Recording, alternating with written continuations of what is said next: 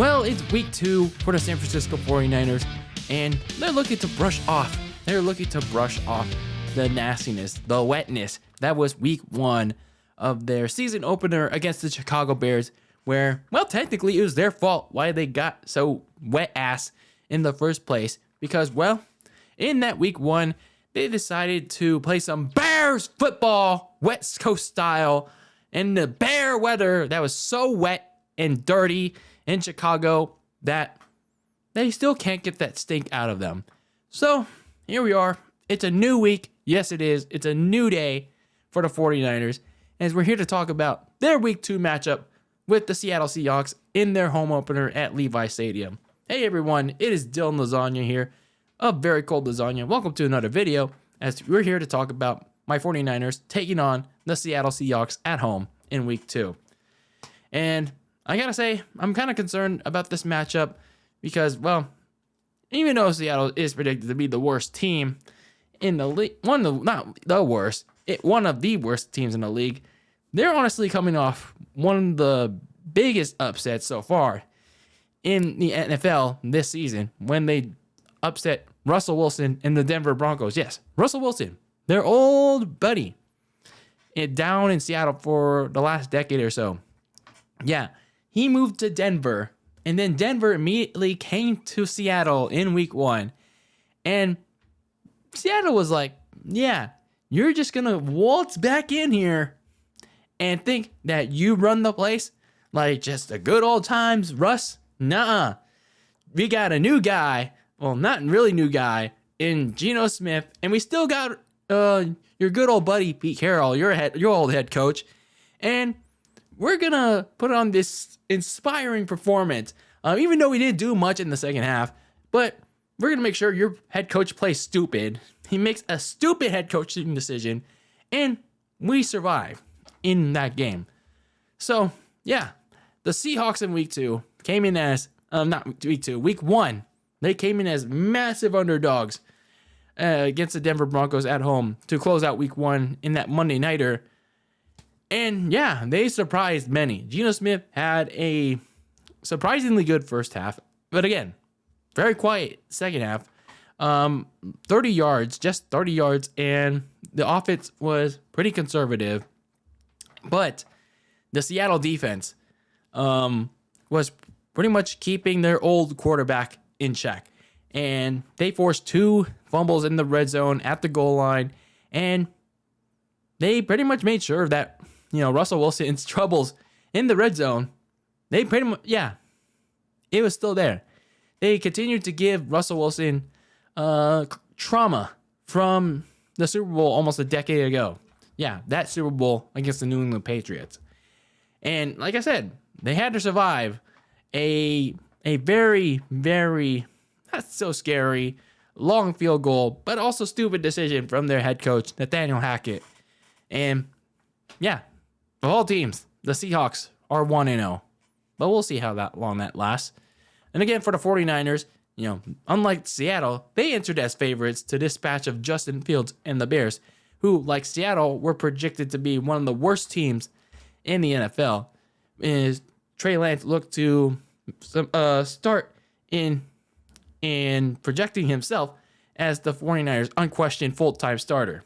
But in bear weather, in the pouring rain in Chicago, they decided to play some Bears football, West Coast style. Bad play calling, too much conservative running calls, too much quarterback design runs, and a lot of undisciplined play.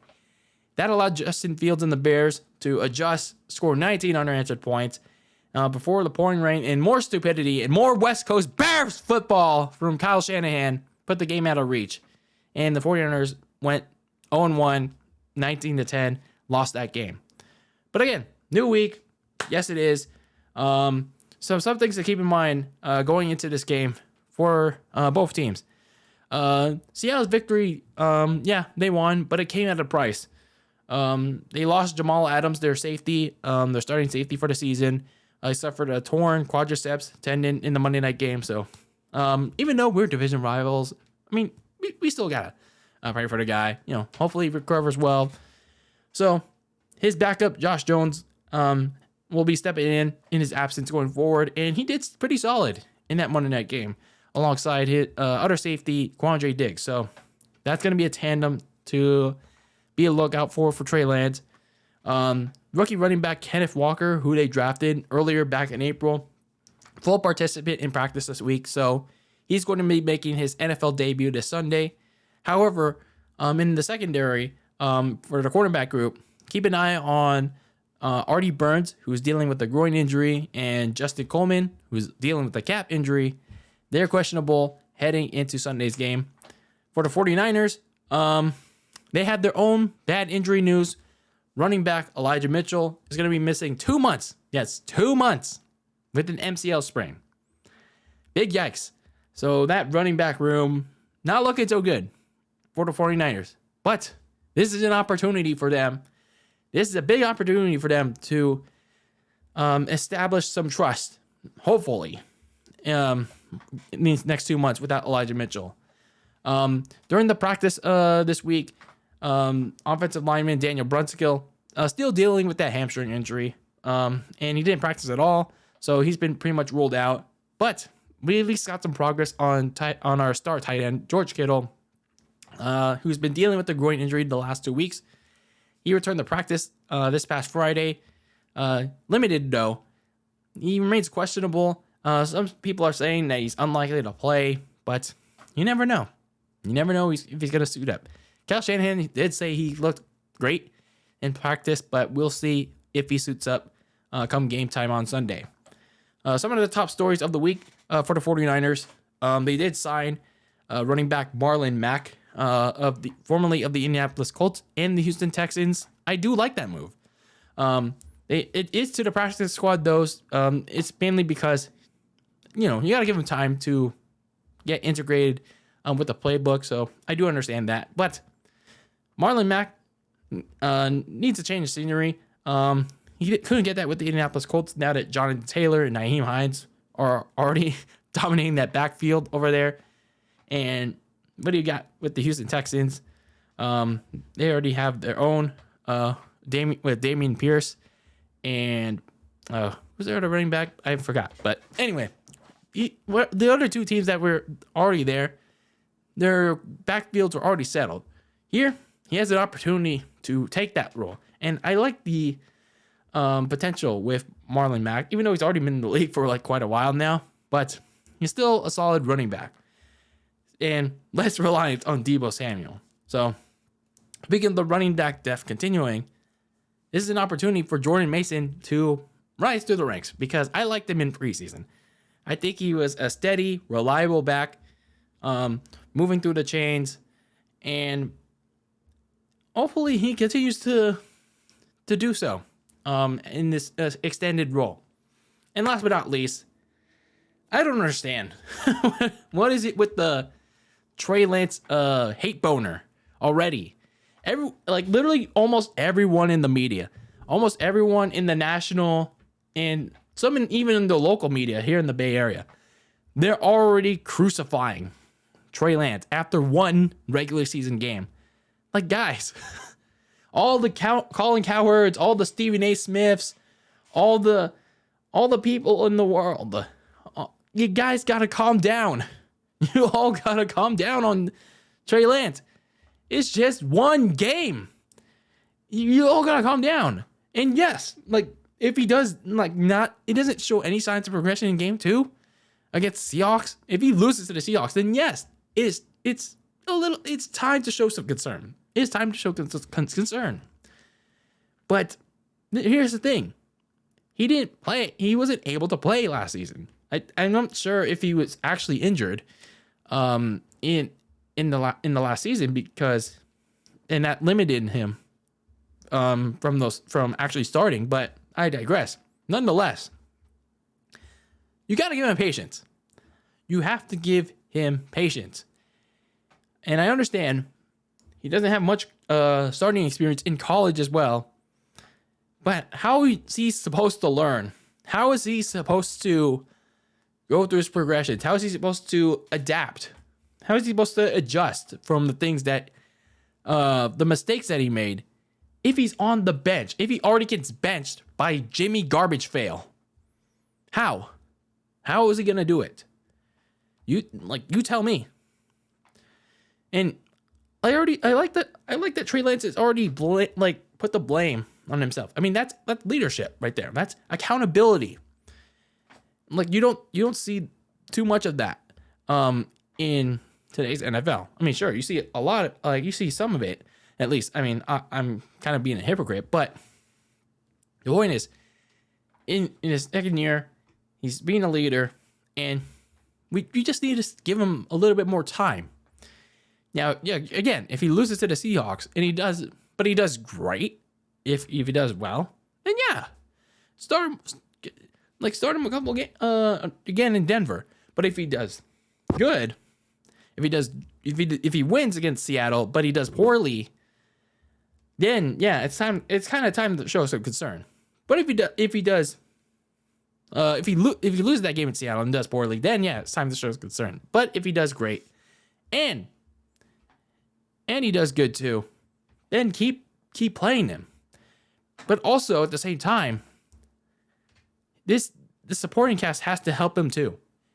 And Kyle Shanahan has to help him too. Everyone around him has to give him the confidence that he needs. And of course, he has to help himself too. So pretty much, it's a two-way street. The team helps him. He has to help the team. It's that simple. And then I feel like then the media, like the sports media, whether it's national or local, y'all are being too hard on him. You really all are being too hard on him. I swear. I swear to goodness.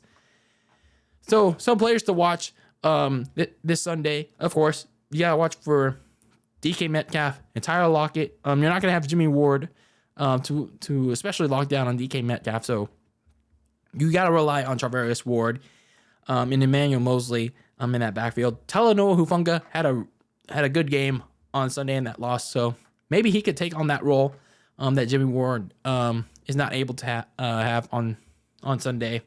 So we'll see. But keep in mind that Metcalf and Lockett were limited by that Denver secondary in week 1, but they're waiting to break out. They're waiting to explode, but let's see if Geno Smith is able to at least try to repeat that in week 2 against a stronger 49ers defense. Granted that the offense helps them out too for the 49ers. So also keep an eye out on defensive tackle Shelby Harris. He also had a solid game on Monday night. Not the loudest game, but he still was pretty efficient.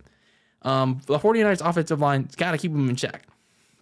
So for the 49ers, of course, Trey Lance has to have a good game. He's got to have a bounce-back game. Keep in mind that it is going to rain on Sunday, but not as bad as the one in Chicago. It's like right now it's a quarter inch of rain, I think. 80% chance. So make that for what you will. But either way, Trey Lance has to play better. He has to do well. He has to hopefully be given the opportunity to throw the damn ball. So he has to show something. He has to show something, and I hope he absolutely gets to. The running game has to show some signs of life here as well. Hopefully we get to see George Kittle on Sunday. Hopefully he's active, even if it's a snap restriction or whatever they call it in the NFL. But of course, keep an eye on his status come game time. The keys to victory. The keys to victory for week 2 for the 49ers. A lot of it's going to be repeated from my recap from week 1. When I did my recap from the Niners and Bears game. I think a couple days ago. With the exception of one.